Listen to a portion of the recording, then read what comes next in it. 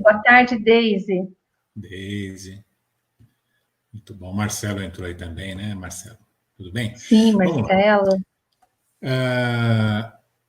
Nós estamos iniciando hoje, eu estava conversando aqui com a Rosângela há pouco, o nosso café da tarde. Então é um café um pouquinho separado, fazer um trocadilho aí do nosso cafezinho, né? Mostra o seu café aí, Rosângela. O meu café. Olha lá, pronto. Nós estamos tomando. Na verdade, ela está tomando chá e eu estou tomando água, mas é para que a gente crie o clima do cafezinho da tarde, alguma coisa muito familiar, íntima, dos irmãos que estão conversando sobre a doutrina de uma forma fraterna, não vou dizer descompromissada, porque estamos com o compromisso de trazer direito a essa chama viva da fé, da esperança no coração dos nossos amigos, né? Mas de uma forma leve, amiga, como foi a nossa outra conversa que estou retribuindo aqui na sexta-feira, duas semanas mais ou menos, eu estive lá no Emmanuel e nós tivemos esse bate-papo. E agora retribuindo. Já vamos fazer as apresentações e iniciar a conversa da tarde de hoje. A Rosângela, do Emmanuel, né?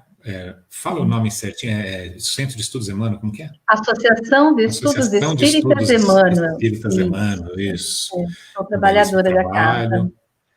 Com o Sérgio, seu marido, um abraço para o Sérgio. O outro Sérgio também, e todos aqueles que lá trabalham, que sejam todos muito bem-vindos e eu sou muito grato, eu me sinto fazendo parte daquela família Emmanuel e sinto que você faz parte da família Verdade e Luz aqui, não é? Verdade e Luz, muito bom. E hoje nós vamos falar sobre a fé na visão espírita. Então eu vou pedir para que a Rosângela faça a oração de abertura, para que nós nos conectemos com o nosso mestre e aí a gente começa o bate-papo. Pode ser, Rosângela? Pode, com certeza. Então vamos lá. Vamos lá.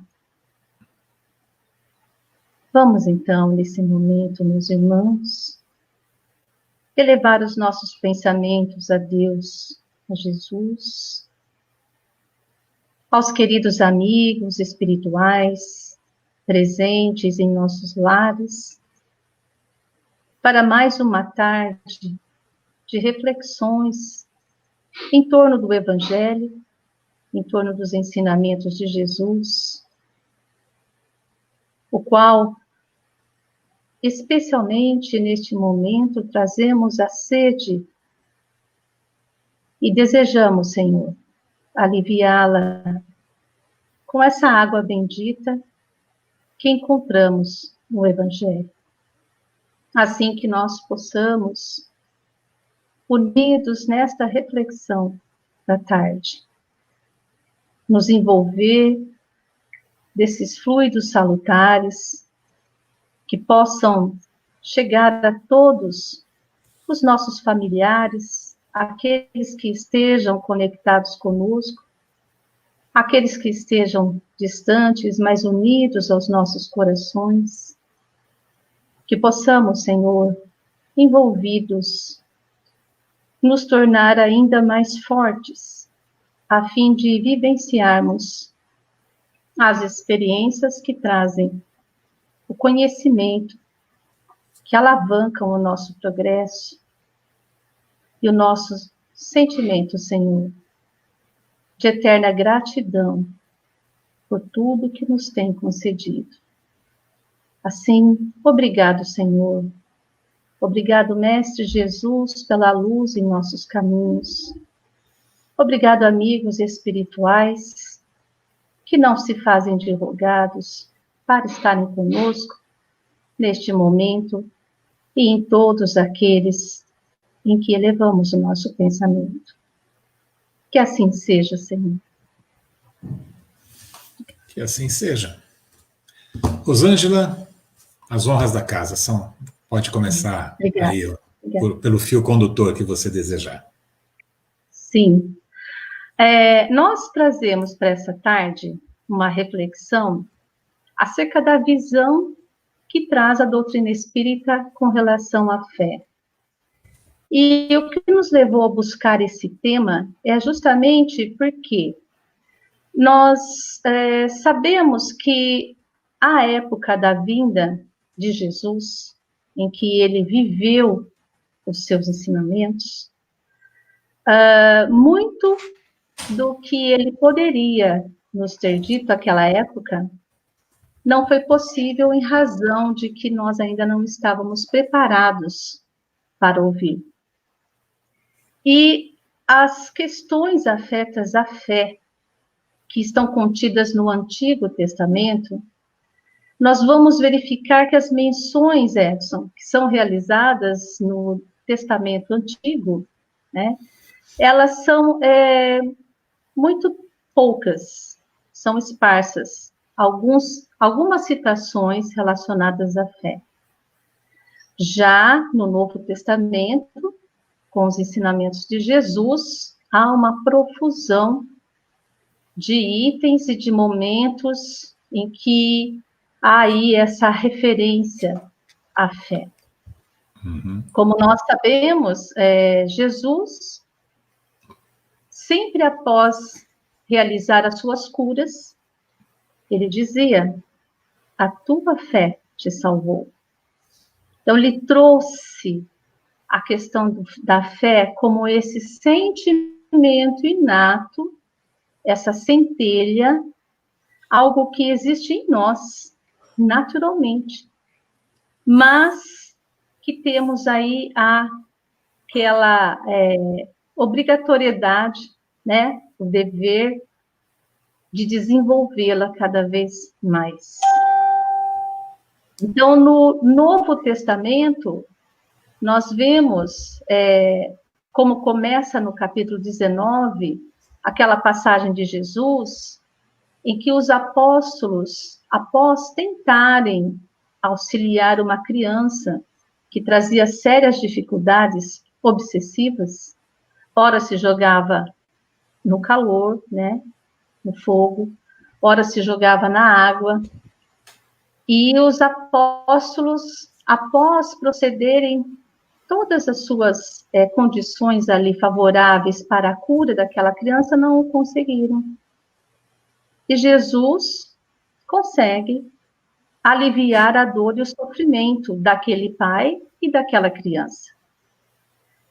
Os apóstolos questionaram por que não o conseguiram. E Jesus, amorosamente, diz a eles que é por conta de que ainda não tinham desenvolvido a sua fé.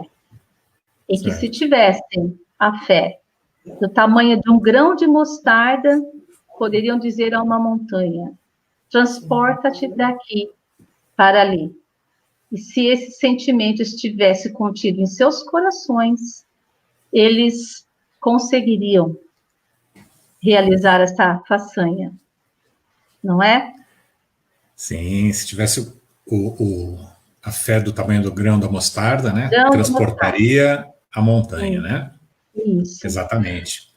A E o gente que vai se seriam essas recordar. montanhas, né? Oi, diga. Sim. A gente vai se recordar só reportando ao grão de mostarda, Edson. Você deve se recordar, nós tivemos no evento Semear a presença nossa, me fugiu o nome dele. O palestrante que esteve conosco. O vice-presidente da FEB. Sim, o Campetti, Geraldo Campetti. Geraldo Campetti Sobrinho. E ele estava ali conversando conosco, momentos antes de iniciar a sua palestra, e ele mostrou que ele trazia no seu bolso uma latinha pequena, e abriu para nós e mostrou os grãos de mostarda que estavam ali. Que legal. Ele costumava levar, naturalmente, que não por outro motivo, que não seja o de ilustrar e o de orientar, né? Mas realmente são grãos muito pequeninos, né?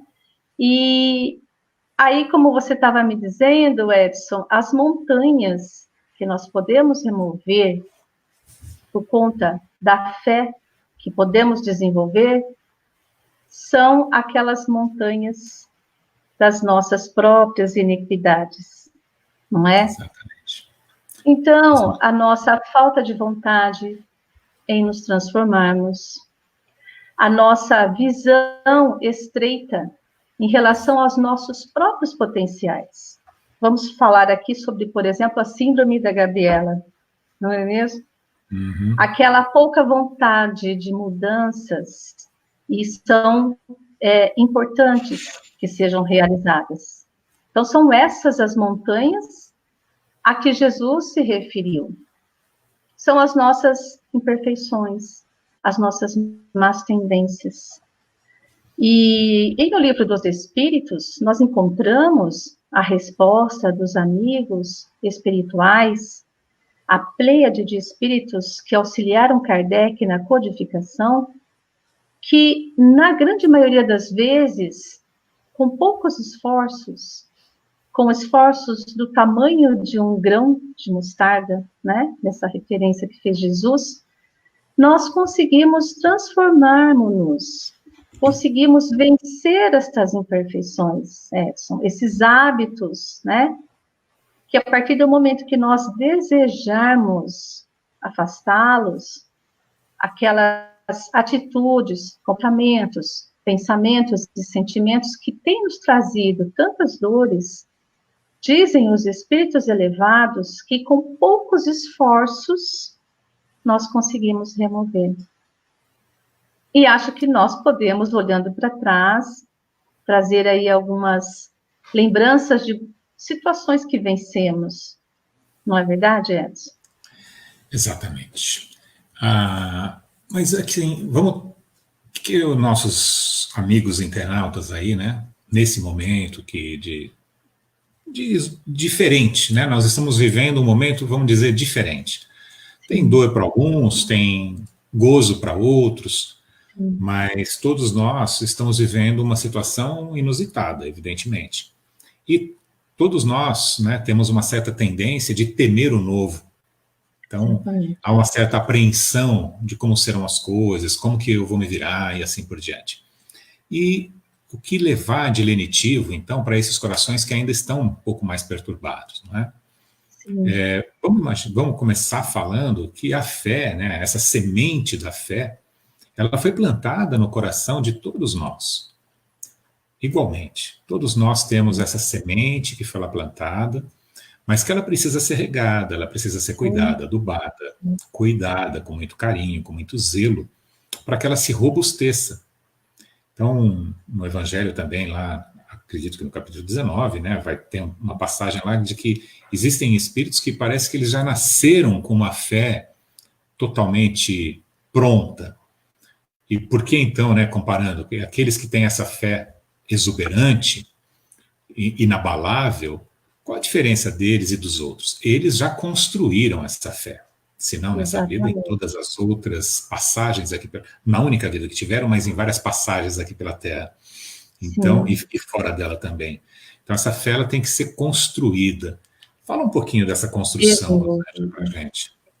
Então, em momentos como esses, como os que nós estamos vivendo, nós estamos em uma situação em que aí, por parte da organização, do planejamento, de um período de transição de planeta que nós vivenciamos, essa necessidade de passarmos por essas experiências. Uhum. E então, Edson, nós estamos, queiramos ou não, né, estamos sendo aferidos também em questões de fé, de desenvolvimento de fé. Estamos sendo levados, porque, ora, veja, há aí um vírus acelular que está de maneira invisível causando devastações no campo das questões financeiras, econômicas, trazendo o temor da própria morte para todos. Então, é um atentado ao narcisismo humano, por conta de que há tantos acadêmicos, epidemiológicos, infectologistas, os de maiores cátedras no mundo, debruçados sobre o estudo deste vírus, deste inimigo oculto, inimigo invisível, que tem causado paralisação social, distanciamento, e interferido na vida individual e coletiva. Então, é uma afronta à nossa fé, à fé daqueles que acreditam mais em si do que em Deus. Exato. E quando nos sentimos numa situação como essa, de extrema fragilidade, vamos, então, vencendo estas barreiras do orgulho e do egoísmo, e vamos buscar espiritualidade. E vamos buscar desenvolvimento de fé. Por uma questão, nessa hora, aí, de necessidade íntima, não é mesmo? Eu vi uma historinha, Rosângela, né, que o diabo chegou para Deus e falou assim, tá vendo? Eu consegui, com um vírus, fechar todas as suas igrejas na Terra. E aí Deus falou assim para ele, então, os templos estão fechados, mas nota nos lares, agora todos os lares viraram igrejas, estão tendo orações em todos os lares. Então, é assim, na verdade, né, você disse desse nosso inimigo oculto, e eu acho que parte, inclusive, da gente, na construção da fé, a gente ter até esse cuidado do olhar mais sempre otimista, porque se compreendemos que Deus um chavão, eu não gosto muito de falar isso, mas é uma verdade, né? Se Deus é por nós, quem será contra nós? Então, e se tudo é de Deus, eu não acredito que tenha nada de errado na Terra, né? E nem, aliás, nada de errado no universo. Então, o próprio vírus, muito mais do que o nosso inimigo, assim como nossas doenças, muito mais do que nosso inimigo, elas são nossas aliadas para nos mostrarem onde devemos reconduzir as nossas ações, os nossos pensamentos, os nossos sentimentos. Você bem disse que o vírus veio quebrar o orgulho, quebrar a vaidade daqueles que se achavam todos poderosos. Ele também veio mostrar, ele veio igualar todos, ele vai afetar os pobres e os ricos. Os pobres e os ricos ficam em casa, né? Estão trancados dentro de casa. Claro, algumas casas muito mais confortáveis que outras, mas não necessariamente melhores do que as outras, porque há lares muito mais simples, com amor, com mais compreensão, com mais união familiar, do que naquelas grandes mansões, onde cada um está trancado no seu quarto, no seu próprio computador ou no seu celular. Então, é verdade. Como aquilo, a gente tem que ajustar, eu gosto de brincar, eu tirei os óculos da terra, vou pôr os óculos espirituais, a gente tem que estar sempre com os olhos do espírito para enxergar melhor as coisas. E quando a gente enxerga com os olhos do espírito, a gente não pode enxergar dor e sofrimento. Porque essa dor e sofrimento são ilusórios, porque elas são da carne, a carne é ilusória, né? No sentido... claro que ela não é ilusória, nós estamos vivenciando na carne, né? Mas ela é absolutamente transitória, ela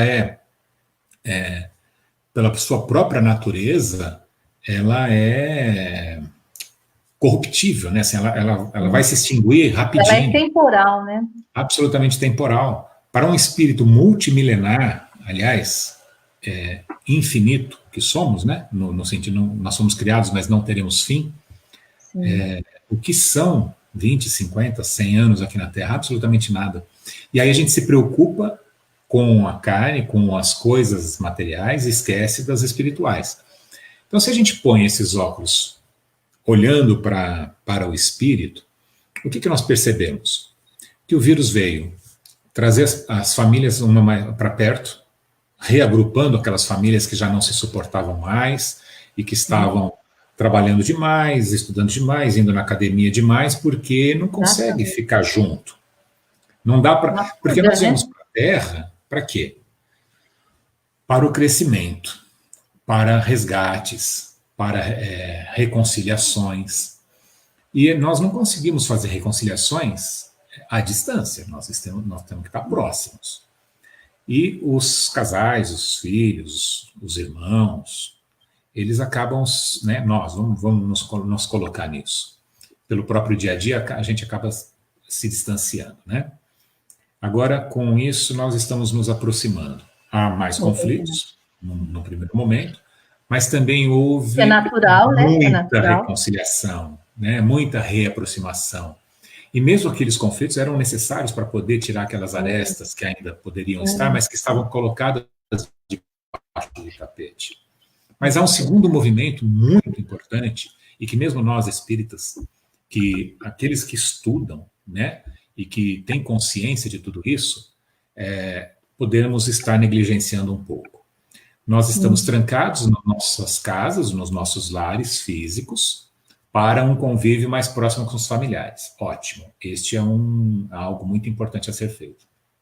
Mas há um segundo movimento muito importante a ser feito, que é também estarmos fechados na nossa casa íntima, né? Na nossa casa mental, para também nos reconciliarmos, para também nos compreendermos, né? Seguindo os ensinamentos lá de Santo Agostinho, de que conheça-te a ti mesmo. E como fazia isso, né? Eu me trancava todas as noites e fazia um balanço da minha vida e assim por diante. Devemos fazer isso. E agora nós temos tempo para isso, não tem mais desculpa. Para refletir, né? E você trouxe, eu vou deixar você falar já, mas você trouxe uma passagem do Livro dos Espíritos, eu vou citá-la porque ela é muito importante. Para você que está nos assistindo, e eu falo isso para mim, que estou escutando mais de perto ainda do que você, existe a questão 910 e a 909, né, do Livro dos Espíritos. A 909 ela fala assim: poderia sempre o homem, pelos seus esforços, vencer as suas más inclinações? Então, apenas pelos seus esforços, né? E aí nós poderíamos imaginar que a resposta dos espíritos poderia ser: não, você precisa da força de Deus e parará, mas a força a gente já tem. A graça de Deus já está aqui como um Wi-Fi espalhada, basta que acessemos com a nossa senha. E aí a resposta, ela deixou provavelmente o próprio Kardec corado, né? Ele fala assim: sim, vocês podem, o homem pode, pelos seus esforços, vencer suas más inclinações, sim. E por vezes fazendo esforços bem pequenos. O que lhe falta é vontade. Quão poucos dentre vós fazem esforços?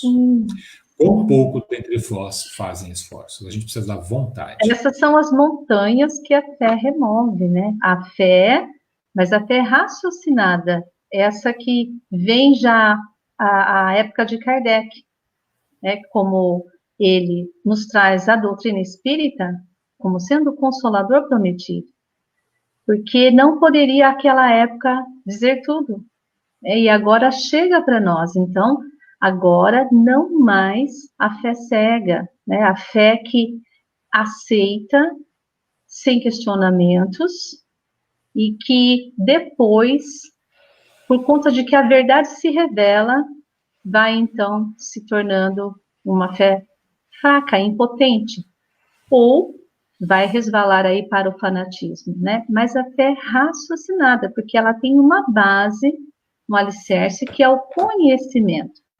E isso que nos trouxe foi a doutrina espírita. Por isso que nós colocamos a fé com relação a esse cabedal de conhecimentos, todo um corpo doutrinário, como a resposta, né, Edson, que você leu agora mesmo, que nos mostram, sim, que, se quisermos, temos potencial para modificarmos tudo à nossa volta, né?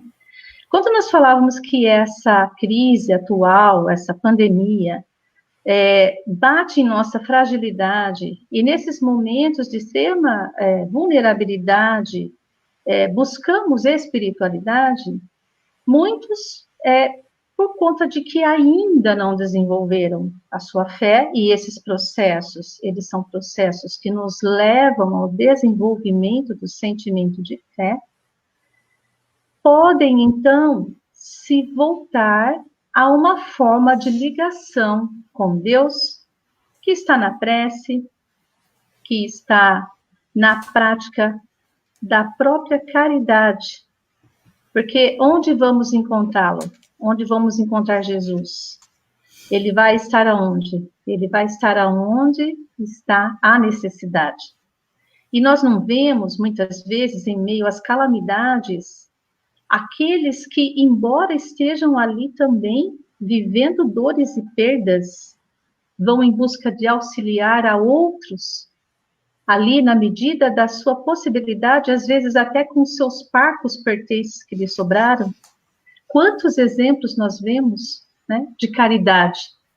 Então, estamos também sendo levados, né, movimentados a esse caminho de busca de fé, e estando assim, com essa ligação espiritual mais robustecida por meio da fé com obras, né? Da fé viva que a caridade proporciona. A caridade proporciona que nós nos aproximemos de Jesus. E isso, aliás, conforta e alimenta nossos corações. Sim. Aliás, um dos subtítulos ali no capítulo 19 do Evangelho segundo o Espiritismo é Fé, Esperança e Caridade, né? Fé, Esperança e Caridade. Ela é colocada em prática. Agora, você falou uma coisa muito interessante, porque você falou assim, mas a gente tem os problemas e a quem a gente recorre, né? A gente recorre a Deus por conta de quê? Por conta pela oração. A oração seria um telefonema, né? A nossa ligação com Deus. É quando nós vamos nos interiorizar e buscar Deus que está ali dentro de nós. E olha que interessante, eu tinha falado que a 909 foi aquele tapinha na cara, né? Que pode o homem apenas, não está a palavra apenas na pergunta, mas está subentendido, pode o homem, pelos seus esforços, vencer as más inclinações? Sim, desde que tivesse vontade. Mas logo na 910 fala assim, e pode o homem achar nos espíritos eficaz assistência para triunfar de suas paixões? Ou seja, tá bom, ele pode conseguir pela sua vontade, mas ele pode pedir ajuda? Ele pode, com os espíritos, pode ajudá-lo? E aí a resposta dos espíritos, se eu pedir a Deus e ao seu bom gênio, né, ao seu espírito protetor, com sinceridade, então você tem que estar de fato disposto a se melhorar, os espíritos bons lhe virão certamente em auxílio, porquanto isso é sua missão.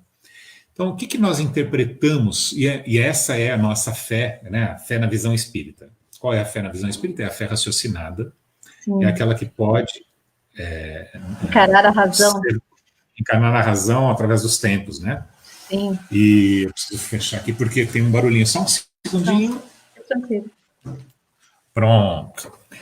Então, é encarar a razão de frente, né? E o que os espíritos estão dizendo aqui, né, nessa resposta?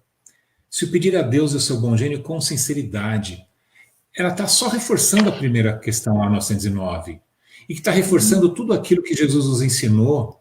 Vinde a mim, aquele que sofre, eu vos aliviarei. Ele falou assim, não fica aí sofrendo, chorando, me engano, que eu já estou chegando. Não. Vinde a mim, faz a sua parte. A minha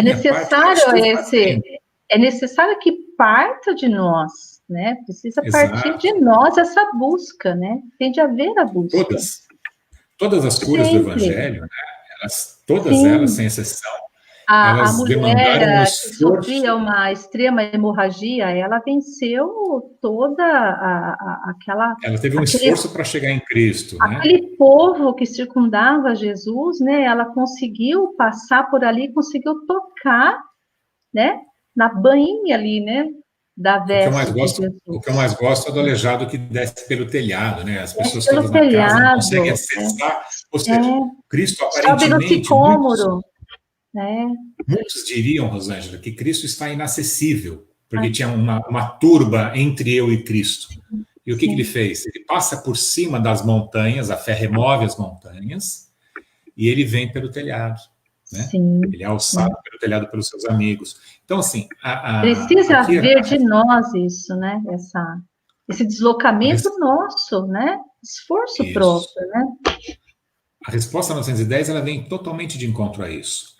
Pode, desde que peça com sinceridade, porque muitas vezes, e isso, olha, todos nós fazemos isso, nós pedimos, mas titubeantes. Às vezes a gente nem quer, de repente, aquilo não, porque a gente, sabe? Quer, mas não quer, né? É que nem Santo Agostinho, quando ele já tinha conhecido Cristo, né? Não pessoalmente, que ele viveu lá no ano 300, mais ou menos, 400, mas... quando ele já tinha conhecido Cristo, mas ele gostava muito da vida mundana. Então ele ficou naquele... Havia um apelo forte, né? Durante algum tempo ele ficava dividido entre as paixões da carne e o amor ao Cristo. Então ele tentava adiar esse encontro com Cristo, porque ele entendia que uma vez encontrando verdadeiramente, aí não tem mais volta. Então ele queria empurrar um pouquinho mais aquela vida mundana que ele estava participando. Né? E é nosso isso ainda, né? Isso é muito nosso. Né? Aliás, todos os ensinamentos, porque todos esses espíritos de luz, o que eles são? Eles são o futuro nosso. Eles nos precederam nessa jornada. Então, tudo aquilo que eles já passaram, nós ainda vamos passar. Por isso que eles têm o conhecimento e vêm nos trazer, olha, nessa estrada, se você for ali tem um buraco, ali tem um tronco de árvore, você vai bater a cabeça, eu já passei por essa estrada. Sim, cuidado. Sim. Mas nem sempre a gente ouve, né? Nem sempre. Nem sempre a gente também observa os exemplos que estão à nossa volta, né? E por conta do nosso próprio orgulho, né? Aí vai cair naquela questão da presunção, que não é fé, né? Presunção não. É aquela situação em que nós dizemos assim, eu sei.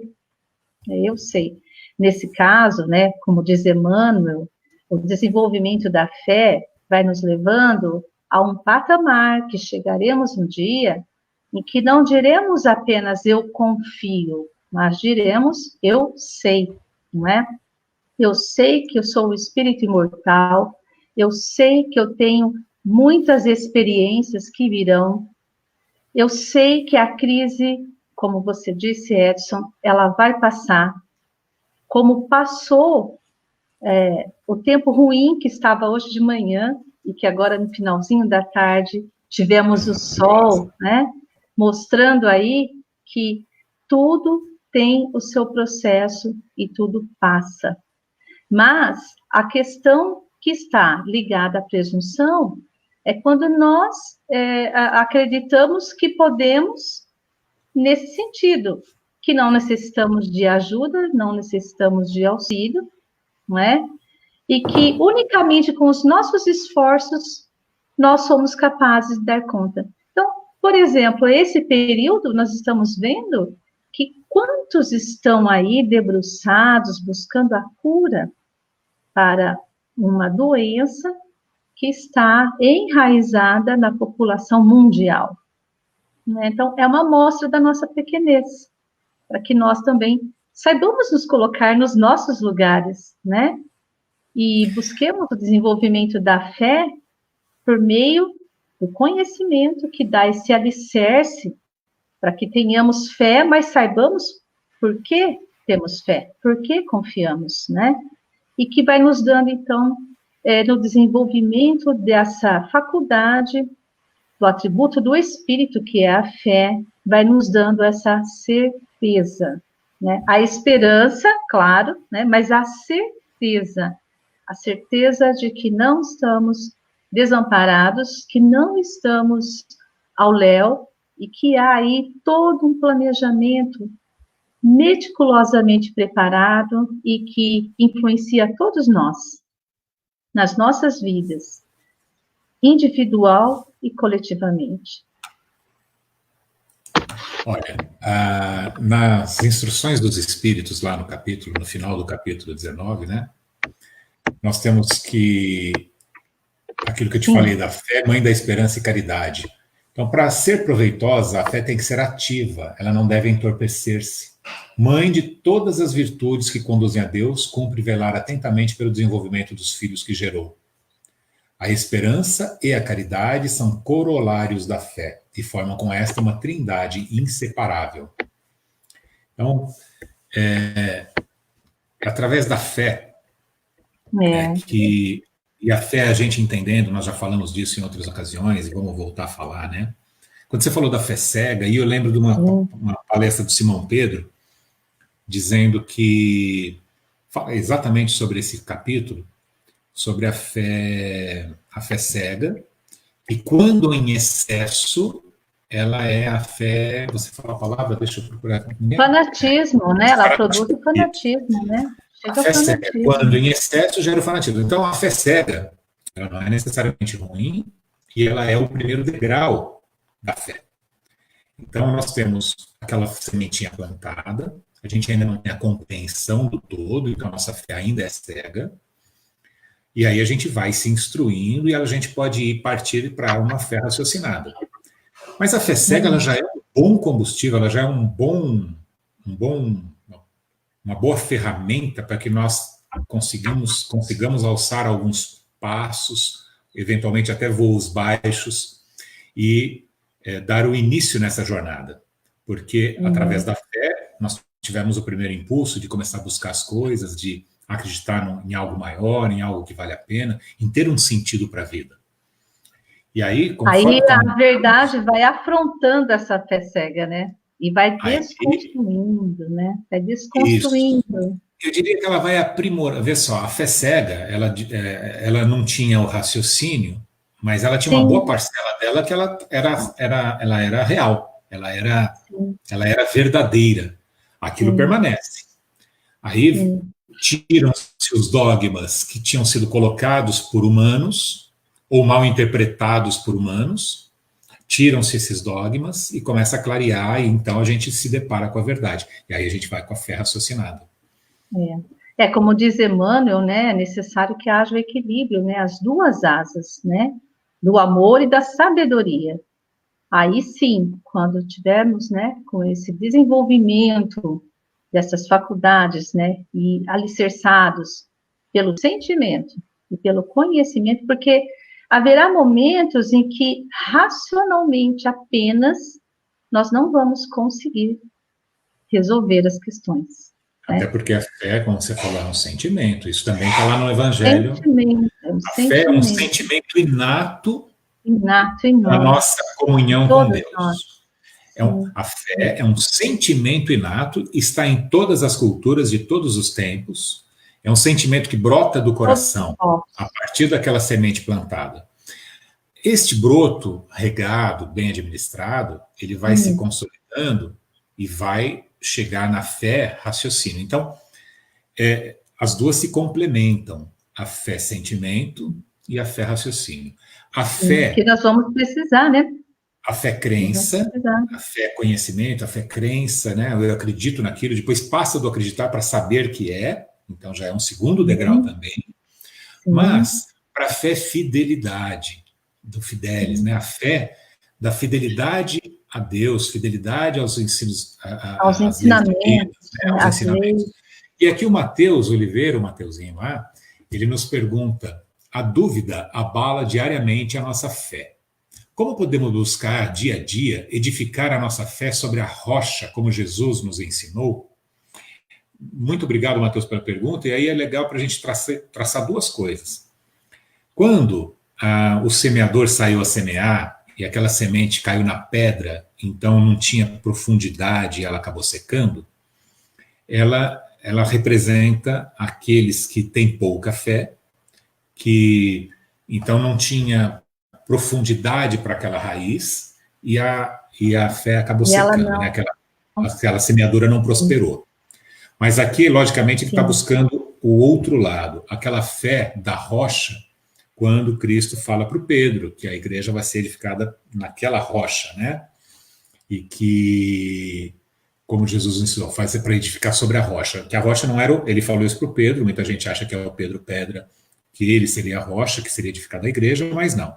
A rocha a que ele se referia é a própria doutrina, né? Essa doutrina que ela é uma rocha inquebrantável. Bom, vamos responder essa dúvida do Mateus aí? Como que a gente pode diariamente buscar essa fé, mesmo sendo abalado por essas incertezas da vida? Esses abalos, eles são naturais e são momentos de crescimento também.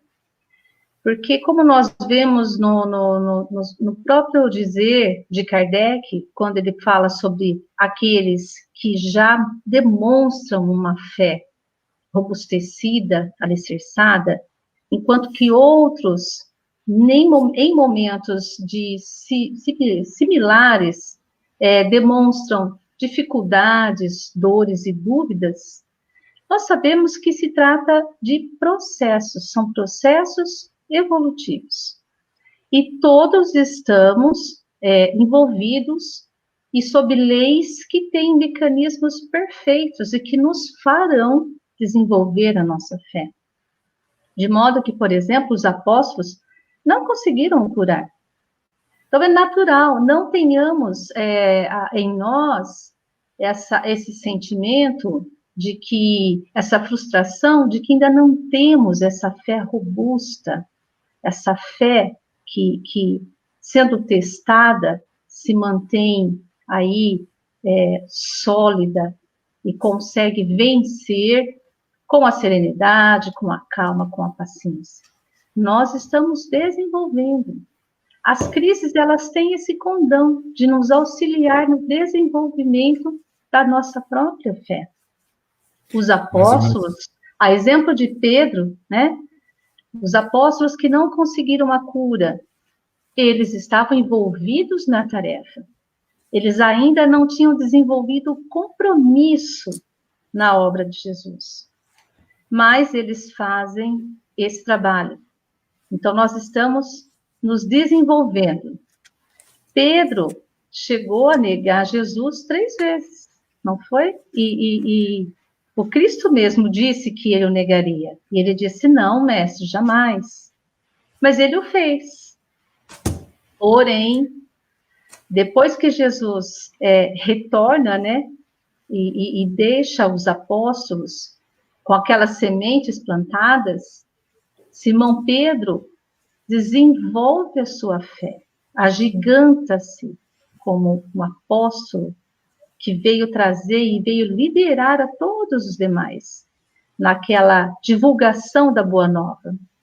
Então, ele robustece a sua fé e no final dela dá o seu testemunho maior, quando é então levado para também ser crucificado.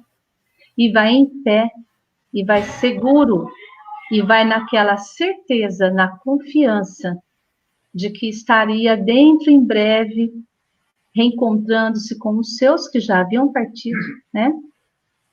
E então, que é recebido depois nos braços do próprio mestre, né? Então, e olha que nós estamos falando de espíritos, né? O Pedro não era um simples pescador que foi ali trazido para o convívio com Cristo, né? Já são todos os 12, inclusive Judas, escolhidos por Jesus, espíritos, né? Escolhidos muito antes, né? E ele diz isso numa passagem. Ele fala, quando ele fala, eu os reconheci. E quando o mundo ainda, quando a Terra não era, eu já era, alguma coisa assim. Já o era, sim. Antes que a Terra fosse, eu já era. Antes que a Terra fosse, eu já era. E então eles já tinham combinado lá na espiritualidade que viriam espíritos de luz, etc. Mas com o entorpecimento que a carne causa, para aquele que não vence o mundo 100%, como foi o Cristo, aquele que já está 100% desmaterializado, puro, né? Aquele que já é o espírito puro, já é um espírito crístico, Cristo, nesse caso, ele é um adjetivo, né?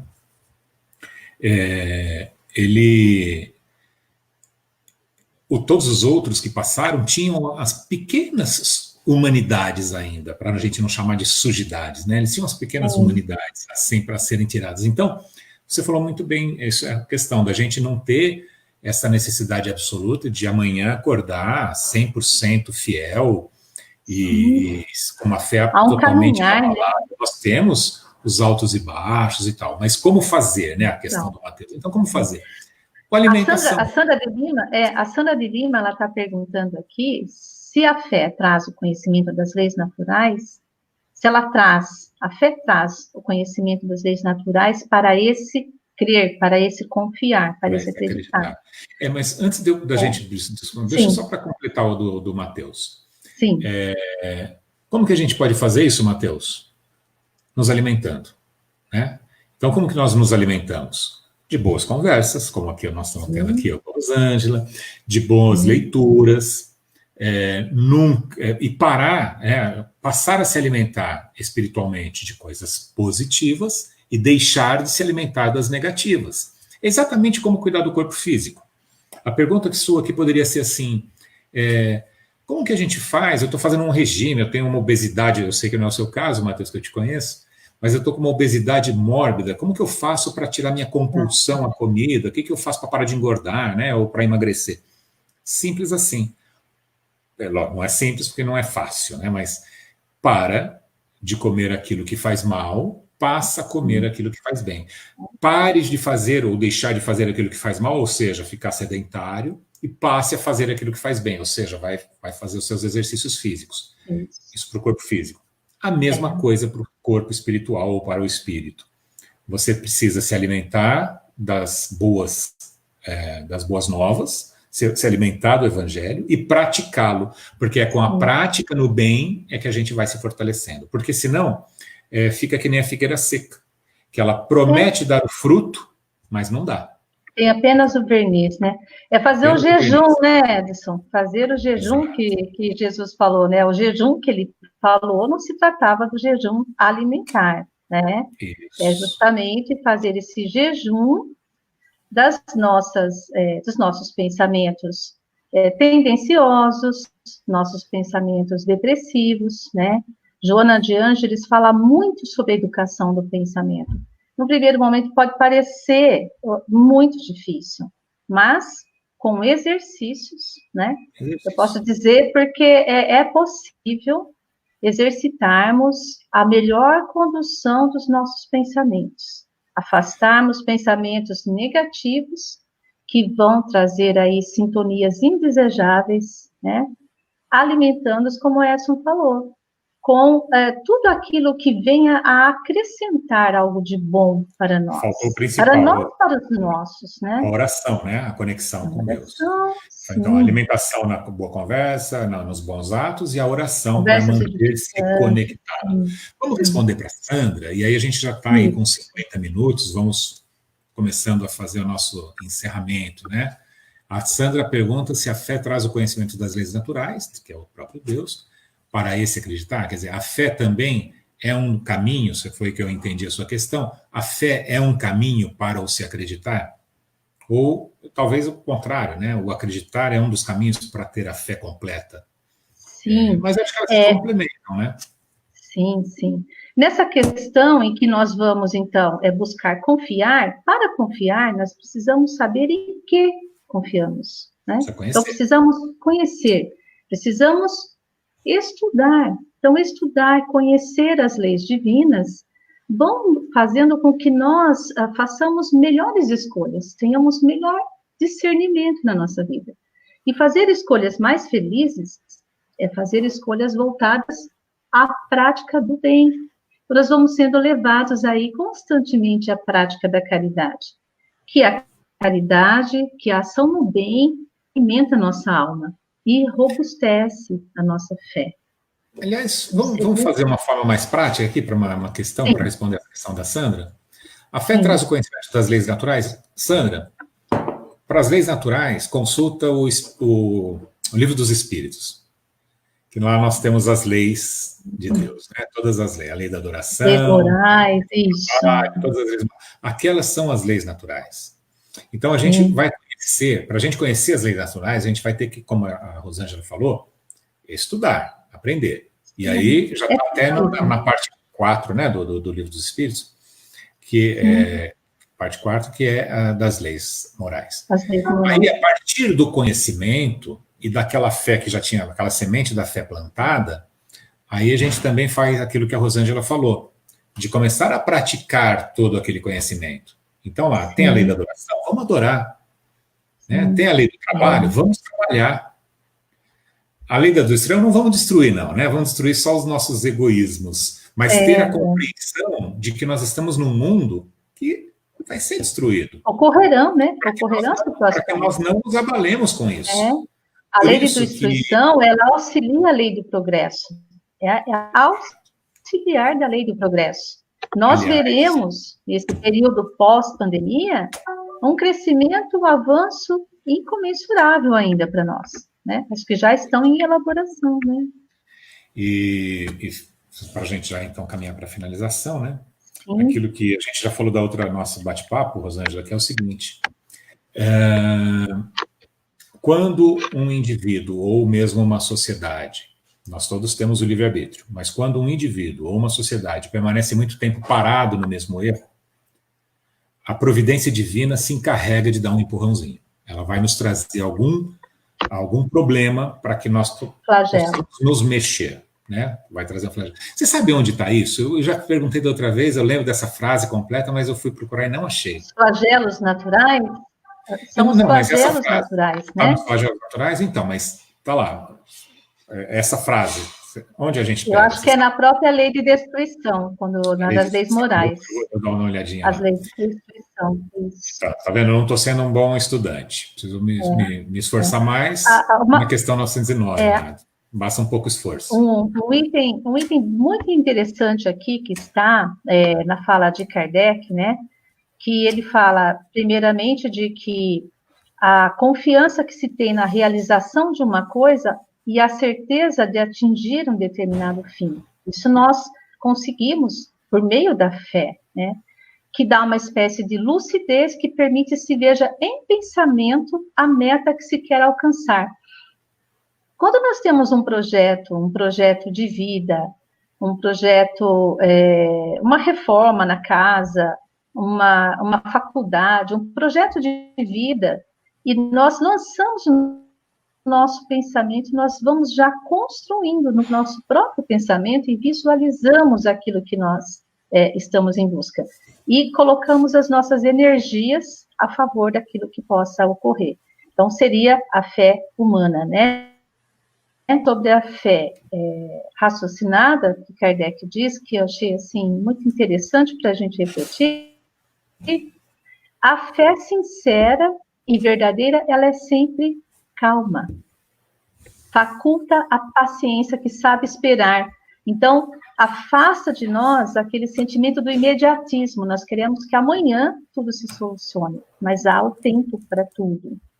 Porque tendo seu ponto de apoio na inteligência e na compreensão das coisas, inteligência e compreensão das coisas nós vamos conquistando por meio do conhecimento, né? Tenha certeza de chegar ao objetivo visado. Então, é bastante interessante essa fala de Kardec nesse capítulo 19. Muito interessante mesmo, né? Muito bom. Com isso, nós vamos, então, encerrando, infelizmente, porque seria bom a gente... Esse café da tarde podia se estender para a janta e depois para a ceia, seria muito bom. Para falar sobre a fé, nós teríamos aí quase que todo o livro dos Espíritos, né? O Evangelho, muitas citações, né? Nós podemos abordar com relação à fé. Eliana, uma palavra pequena, como disseram, né? Mas ela gigante na sua essência, né? Gigante nos seus potenciais, né? Isso. Então, vamos em busca de desenvolver a nossa fé, que é a tarefa de cada um de nós. A Helena nos trouxe aqui oração, leituras salutares, boas companhias, trabalho, entendimento, que a evolução é um processo. É isso aí, muito bom, parabéns. E olha o que Emmanuel vai dizer. Emmanuel fala sobre buscar, né, essa fé, construir essa fé aí, como sendo... ninguém pode, pois, em sã consciência, transferir de modo integral a vibração da fé ao espírito alheio, porque realmente isso é tarefa que compete a cada um. A fé não se transfere. A gente pode contaminar positivamente, a gente pode instigar o outro, por exemplo, e aliás, uma obrigação daqueles, né, nós espíritas que entendemos então que a morte não existe, etc., é estar transitando por este mundo pesado com leveza no coração, otimismo. Com alegria, né? Olha, eu com certeza eu erro num monte de coisas, milhares de coisas, mas nesta pandemia ninguém me viu com cara de preocupado. Ninguém. Mas se perder sua mãe... É o testemunho de fé, né? Eu não vou perder minha mãe. Mas o corpo dela pode perecer, aliás, vai perecer, o corpo da minha mãe vai perecer, mas eu não vou perder minha mãe. Então, esta certeza a gente transmite para o outro como um incentivo para que ele busque dentro dele essa mesma certeza, mas a gente não consegue levar o pacote completo, né? Não. O Adilson também nos deu os parabéns aqui, para o Edson, para a Rosângela, que esse café nos alimentou em espírito, essa era mesmo a intenção desse café da tarde, espero que se reproduza. Estamos muito felizes. A Lídia, o Reinaldo e a Cecília, lá de Pirassununga, meus novos amigos lá de Pirassununga, muito bem. Então, agradecemos a presença de todos, essa comunicação que nos deram aqui, esse incentivo aqui pelo chat. A sua presença, Rosângela, mais uma vez. Obrigada, obrigada. Agradeço a oportunidade. E fale as suas palavras finais e a gente já vai encerrar. Muito obrigado a todos, obrigado, Rosângela. Obrigado a Jesus. Gostaria de agradecer a todos, então, por esse momento, que possamos ter aí, então, diversas outras ocasiões de refletirmos e de irmos pouco a pouco incorporando essa fé viva, né, que o Evangelho é capaz de fazer com que essas sementes que já estão incutidas em nós, essas centelhas divinas, possam se desenvolver e possam trazer para todos nós alegria, felicidade, que possamos dividir para com todos os nossos semelhantes, nossos amigos, nossos afetos, e participarmos finalmente, então, com maior consciência da obra de Jesus, que tende a fazer com que todos nós possamos progredir e alcançarmos o patamar de um mundo de regeneração. Que tenhamos uma fé que traz em si mesmo o propósito desse avanço e desse progresso. Muito obrigada a todos, muito obrigada, Edson, pela oportunidade. Agradeço de coração a todos e um beijo em seus corações. E muito olha, para finalizar, eu tenho fé que no sábado que vem estaremos todos reunidos nessa mesa para experimentarmos um novo café da tarde. Exatamente, saboroso este café. E que este café cresça em conteúdo, cresça em luz, e que vocês, cada um de vocês aqui que está nos assistindo, na próximo sábado, tragam seus amigos com vídeos, para que a gente consiga partilhar isso cada vez com mais pessoas nessa mesa generosa que Cristo nos ofereceu, e nós estamos aqui reproduzindo de uma forma muito tímida, mas que um dia todos nós chegaremos lá. Uma boa noite para todos. Obrigado. Boa noite. Obrigada.